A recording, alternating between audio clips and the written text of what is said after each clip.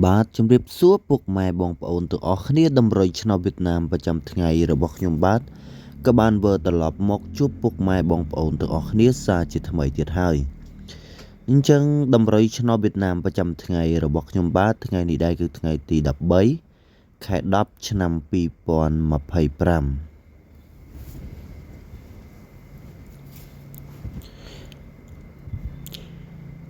អញ្ចឹងតម្រុយឆ្នោតវៀតណាមប្រចាំថ្ងៃរបស់ខ្ញុំបាទក៏មានតម្រុយម៉ោង 1:30 នាទីម៉ោង 4:30 នាទីនិងម៉ោង 6:30 នាទីតម្រុយលេខអូខ្ទង់គឺមានតម្រុយអូខ្ទង់6អញ្ចឹងនេះគឺជាតម្រុយលេខអូខ្ទង់រីឯតម្រុយលេខតូចគឺមានតម្រុយ4គ្រាប់គ្រាប់ទី1គឺមានតម្រុយលេខ62នេះគឺជាតម្រុយលេខតូចគ្រាប់ទី1រីឯតម្រុយលេខតូចគ្រាប់ទី2គឺមានតម្រុយលេខ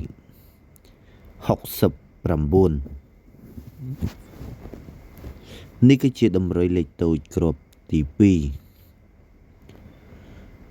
រីឯតម្រុយលេខតូចគ្រាប់ទី3គឺមានតម្រុយលេខ72នេះគឺជាតម្រុយលេខតូចគ្រាប់ទី3រីឯតម្រុយលេខតូចគ្រាប់ទី4គឺមានតម្រុយលេខ12អញ្ចឹងនេះគឺជាតម្រុយលេខតូចគ្រាប់ទី4រីឯតម្រុយលេខធំគឺមានតម្រុយ2គ្រាប់គុណគ្រាប់ទី1គឺមានតម្រុយលេខ954គុណអញ្ចឹងតម្រុយលេខធំកុំភ្លេចគុណរីឯតម្រុយលេខធំគ្រាប់ទី2គឺមានតម្រុយលេខ501គុណ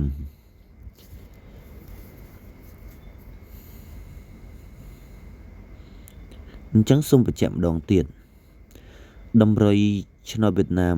ប្រចាំថ្ងៃរបស់ខ្ញុំបាទក៏មានតម្រុយម៉ោង 1:30 នាទីម៉ោង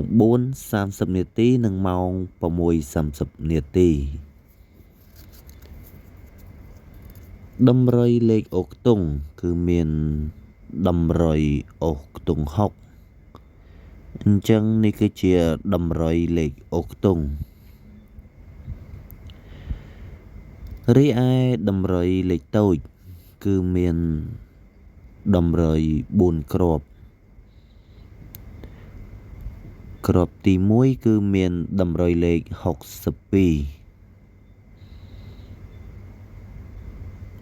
តម្រុយគ្រាប់ទី